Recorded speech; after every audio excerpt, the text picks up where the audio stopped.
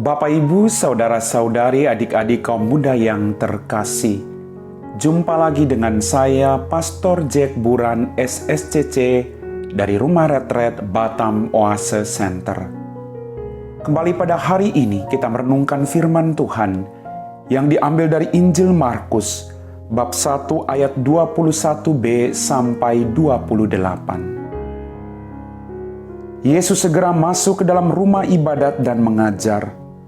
Mereka takjub mendengar pengajarannya, sebab ia mengajar mereka sebagai orang yang berkuasa, tidak seperti ahli-ahli Taurat. Pada waktu itu di dalam rumah ibadat itu ada orang yang kerasukan roh jahat. Orang itu berteriak, "Apa urusanmu dengan kami, hai Yesus orang Nazaret? Engkau datang hendak membinasakan kami. Aku tahu siapa engkau, yang kudus dari Allah." Tetapi Yesus menghardiknya, katanya, "Diam, keluarlah daripadanya." Roh jahat itu menggoncang-goncangkan orang itu, dan sambil menjerit dengan suara nyaring ia keluar daripadanya. Mereka semua takjub, sehingga mereka memperbincangkannya, katanya, "Apa ini? Suatu ajaran baru?" Ia berkata-kata dengan kuasa, roh-roh jahat pun diperintahkannya dan mereka taat kepadanya. Lalu tersebarlah dengan cepat kabar tentang dia ke segala penjuru di seluruh Galilea. Demikianlah Injil Tuhan. Bapak, Ibu, saudara-saudari, adik-adik kaum muda yang terkasih, apa kabar hari ini? Sukacita, damai sejahtera, berkat berlimpah dari Tuhan menyertai kita semua. Dalam bacaan Injil pada hari ini kita mendengar Yesus mengajar dengan penuh kuasa. Mereka yang mendengarnya takjub akan pengajarannya, sebab ia mengajar mereka sebagai orang yang berkuasa, tidak seperti ahli-ahli Taurat. Dalam permenungan saya, kenapa orang takjub akan pengajaran Yesus? Lalu kenapa orang membeda-bedakan Yesus dengan para ahli Taurat? Dalam permenungan saya menemukan bahwa Yesus tidak sekedar mengajar, tetapi Yesus menghidupi apa yang ia ajarkan, maka sangat mengena bagi orang-orang yang ada di sekitarnya. Yesus mengajar berasal dari kedekatan, keintiman dia dengan Bapa dalam kerajaan surga. Maka dia punya kuasa. Dia mengajar sesuatu yang dia alami. Dia mengajar sesuatu yang dia lihat dan dia lakukan dalam kehidupannya. Itu yang membuat orang kagum kepadanya. Itu yang membuat pengajaran-pengajaran Yesus itu hidup dan berdaya ketika dia menyampaikan pengajarannya. Yesus tidak berteologi yang tinggi-tinggi. Tapi Yesus turun dari surga. Dia mengalami situasi penderitaan, suka duka umat manusia. Dia mengalami situasi-situasi bersama-sama dengan kita. Dari pengalaman macam itulah, Yesus mulai mengajarkan kita untuk mengasihi orang lain, untuk mengampuni orang lain, untuk terus berbuat baik bagi orang lain, dan terus memuliakan Bapa kita dalam kerajaan surga. Pengajaran Yesus sungguh berdaya guna. Dia berdaya dan dia berguna bagi pendengar yang pada saat itu mendengarkannya dalam bait Allah. Jadi sekali lagi tadi dikatakan jelas, ia mengajar mereka sebagai orang yang berkuasa. Orang yang berkuasa, bukan dia jauh lebih pintar dari orang lain, tidak. Tapi dia mengajarkan sesuatu yang lahir dari kedekatan dia dengan Bapa, lahir dari kedekatan dia dengan umat manusia yang ada di sekitarnya. Maka apapun yang dialami Yesus, bersama-sama dengan orang-orang sederhana, bersama-sama dengan orang yang mengalami sakit dan penyakit, bersama-sama dengan orang-orang yang mengalami penderitaan sampai bercucuran air mata, dari situlah Dia mulai mengajarkan, memberikan penguatan, peneguhan, dan dia mengajak banyak orang untuk melakukan yang terbaik. Ini yang membuat Yesus mengajar penuh dengan kuasa. Maka kita patut belajar dari Yesus. Kalau kita mau mengajar dengan penuh kuasa, kita tidak sekedar mengajarkan, tapi menghidupi apa yang kita ajarkan dalam kehidupan kita. Sehingga ketika kita mengatakan sesuatu, orang lalu melihat pribadi kita. Apakah kita melakukan atau tidak.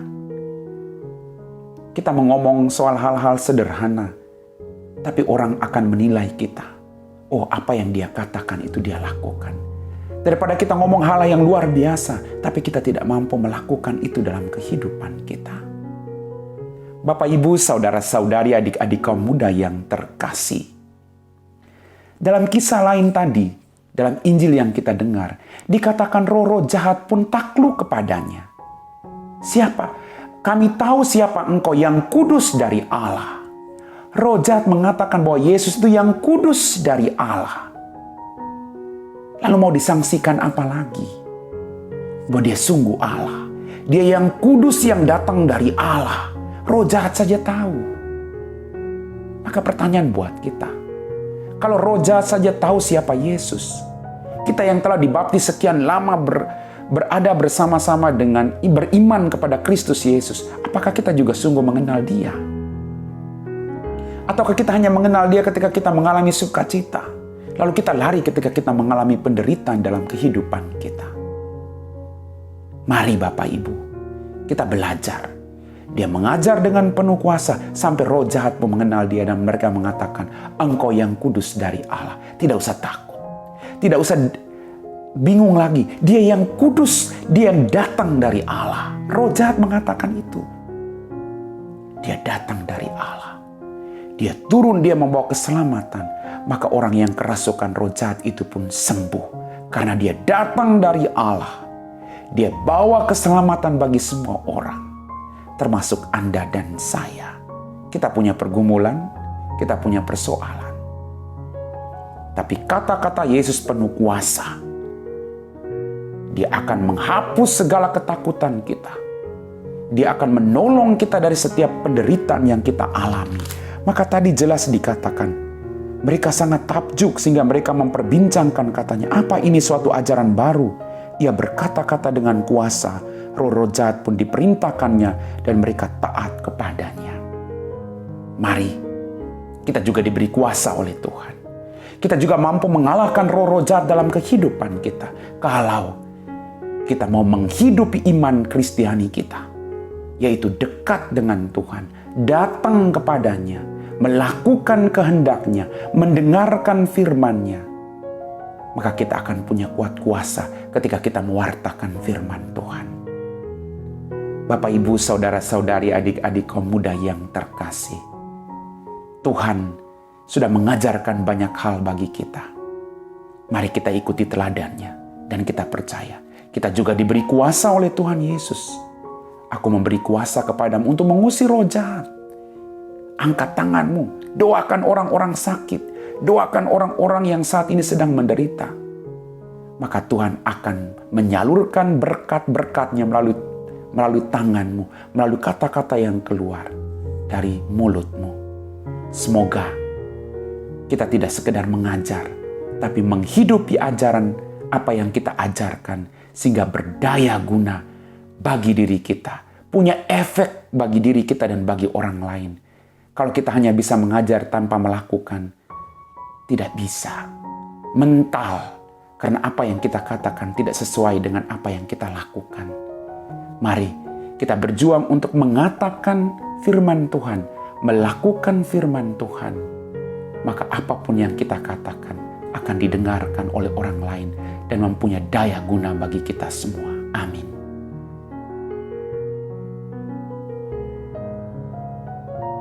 Bapak, Ibu, saudara-saudari, adik-adik kaum muda yang terkasih. Setelah kita meresapi firman Tuhan, mari kita siapkan hati kita untuk berdoa. Dalam nama Bapa dan Putra dan Roh Kudus. Amin.